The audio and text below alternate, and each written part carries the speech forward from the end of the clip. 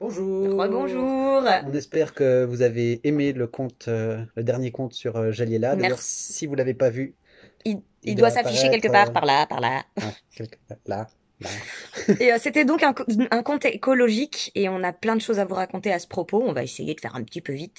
Mais donc si vous êtes de passage en Suisse vers Neuchâtel, ne ratez pas l'expo sur Géliela, c'est dans les gorges de la Reuse.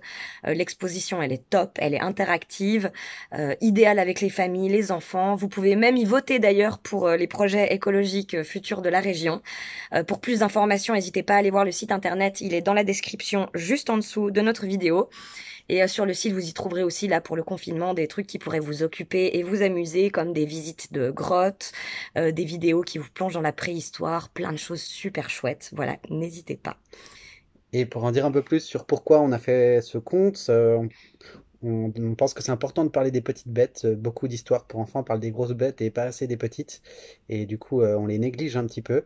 On a été très heureux via Tonton Pascal de découvrir l'histoire de Géliela Monardi et on voulait vous la partager. Notamment parce qu'elle a eu un impact important au niveau écologique en Suisse. Elle a été déclarée comme une espèce à protéger et elle a permis notamment d'empêcher qu'il y ait des forages pour récupérer du gaz de schiste dans plusieurs cantons en Suisse.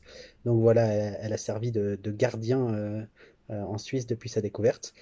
Et puis d'ailleurs, on parle d'une petite grotte dans le conte, mais c'est pas du tout une petite grotte, c'est une quantité d'eau phénoménale, c'est plus d'eau que ce qu'il y a dans le lac Léman. Et aujourd'hui, cette eau, elle est intacte, et le seul moyen de l'étudier, c'est par les sources, par l'eau qui sort. On ne peut pas aller La grotte l'étudier est directement. complètement intacte. Voilà, et donc du coup, grâce à Geliela Monardi notamment, et pas que, eh ben, cette eau est protégée pour aujourd'hui. Et aujourd'hui, Geliela, c'est comme le panda de la Suisse, c'est devenu un symbole de la protection de la nature et des eaux. Et donc voilà, on était heureux d'apprendre ça et de vous le Et partager. si vos vacances à l'autre bout du monde sont annulées cet été et que vous avez le temps d'un passage en Suisse, donc vers Neuchâtel, c'est pas très loin et c'est super beau. Voilà. Bonne découverte de la maison de la nature. Allez faire un tour sur le site et, euh, et à bientôt À pour de bientôt! nouvelles histoires.